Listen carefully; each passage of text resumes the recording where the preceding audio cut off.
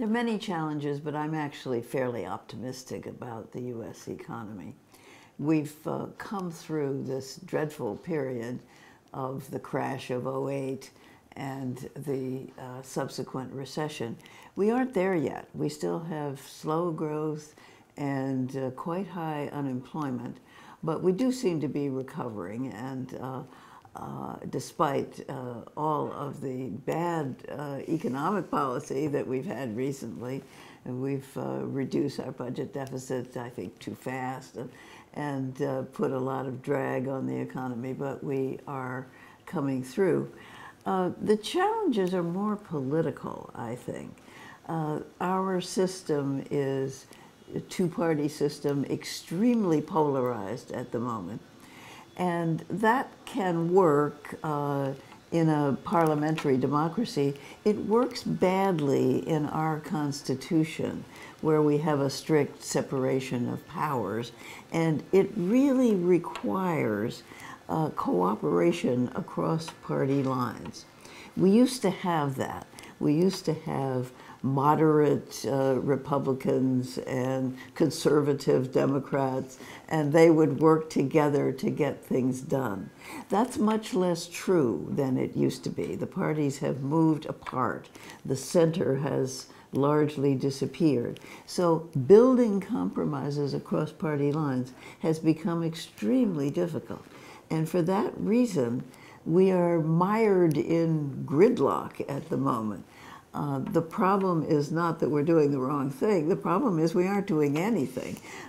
Major problems that need to be solved: investing in the future, improving our infrastructure, improving skills, and solving our immigration problem. These are all things that need to be done, not to mention reforming our entitlement system as the baby boom generation hits the ages at which spending for pensions and health care is high.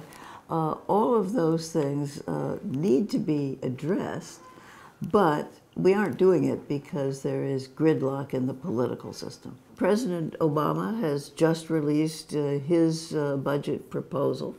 I think it's an interesting proposal and a good reflection of his values.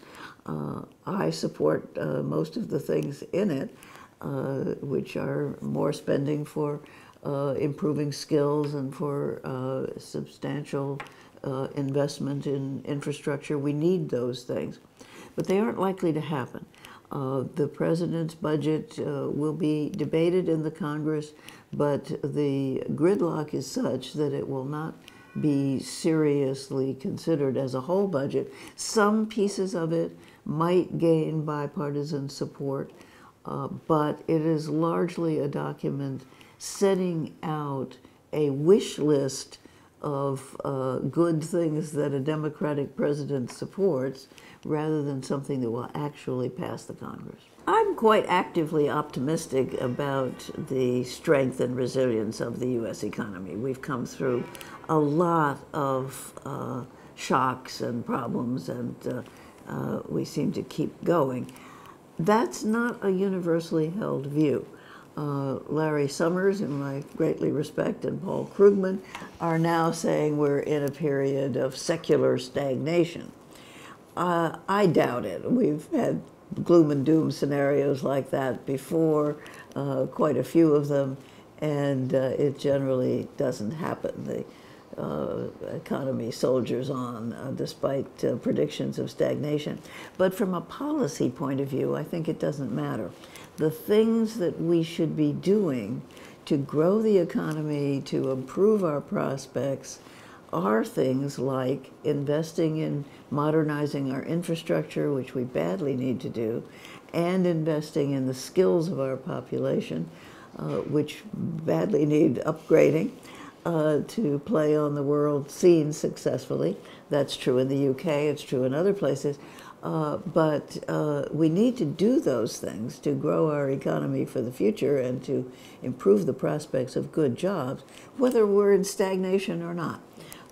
because I think it's very hard to imagine that we will overdo it.